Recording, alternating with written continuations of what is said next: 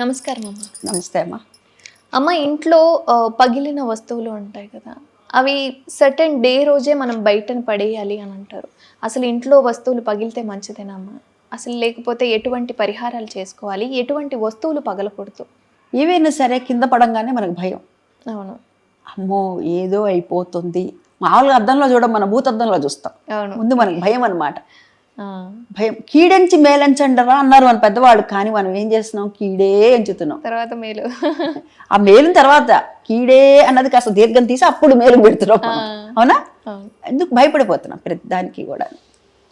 అయితే ఏ వస్తువైనా పొరపాటున కింద జారి పడుతుంది. అవును. ఎందుకు చెప్పారు? ఉదాహరణకు ఒక అద్దం తీసుకుందాం. అద్దం కింద పడింది అనుకుందాం. అది ఏమవుతుంది? వెంటనే పగిలిపోతుంది, ముక్కలు ముక్కలు అవుతుంది. అద్దం పగిలితే ముక్కలైంది అనుకోండి, అది ఎత్తటానికి ఇబ్బంది. అది రజంలాగా ఉంటుంది, చేత్తో పట్టుకోలేము. మళ్ళీ ఏదైనా సరే దాన్ని పెట్టి చీపిరి చాటా పెట్టో దేని పెట్టో దాన్ని పెట్టి లేకపోతే ఏదైనా గ్లౌజ్ లాంటిది వేసుకొని ఏదో నానా తిప్పాలో నానా తంటాలు పడాలి కదా. అంటే ఇక్కడ దాని అర్థం ఏమని చెప్పారంటే మన పెద్దవాళ్ళు అట్లా చెప్తే కానీ మనం భయపడమని, మీరు అన్ని విషయాల్లో జాగ్రత్తగా ఉండండర్రా అని చెప్పడానికి ఏ వస్తువు మీ కింద చేతిలో నుంచి విలువైనటువంటి అసలు జారి పడకూడదు అని చెప్పారు. క్లారిటీగా చెప్పడం కంటే ఏదో ఒక సందేహాన్ని వదిలేస్తే సరిపోతుంది. ఎందుకంటే కొంచెం జాగ్రత్తగా ఉంటలేదు. నిర్లక్ష్య వైఖరి మనది. నిర్లక్ష్య వైఖరా కాదా, ఏముందిలే అనుకుంటాం.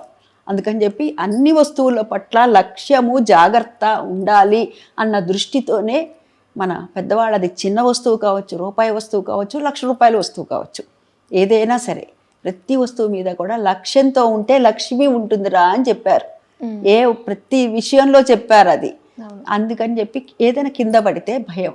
కానీ మళ్ళా శుక్రవారం మంగళవారం అనేటటువంటి నియమాలను ఎవరు పెట్టారంటే మనమే, మన పూర్వీకులు మనకు చెప్పారు, మనం పెట్టుకున్నటువంటిదే అది.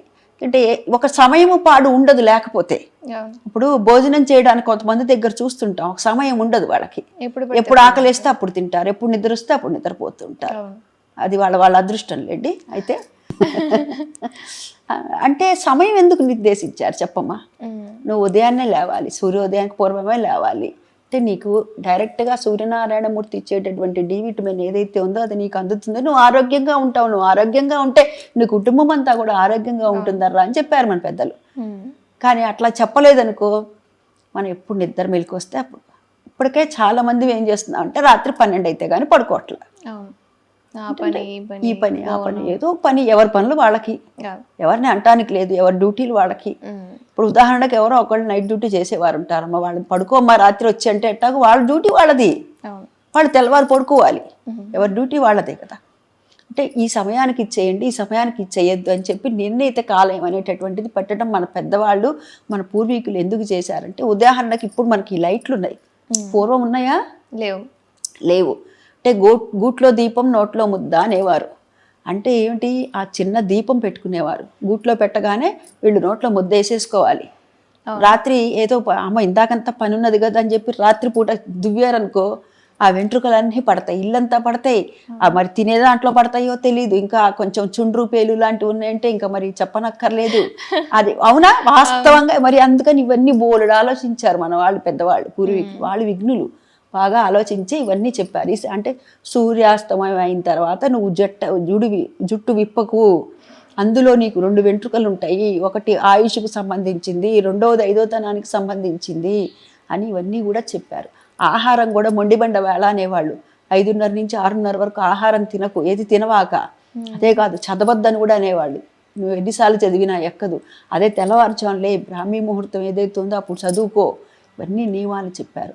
ఇప్పుడు శుక్రవారం మంగళవారం అనేటటువంటిది మనం ఇలా అయితే ఎప్పుడంటే అప్పుడు పడేస్తాం, ఎప్పుడంటే అప్పుడు చేసేస్తాం. అంటే సమయం ఎందుకు చెప్పారు ఈ రోజని, ఈ సమయం అని అంటే మనల్ని మనం జాగ్రత్త చేసుకోవటానికి, నియంత్రించుకోవటానికి, ఒక పద్ధతిని అలవాటు చేసుకోవటానికి, వస్తువు పట్ల లక్ష్యంగా ఉండటానికి, వస్తువుని పాడు చేయకుండా ఉండటానికే మన పెద్దవాళ్ళు చెప్పినటువంటి మాట అండి.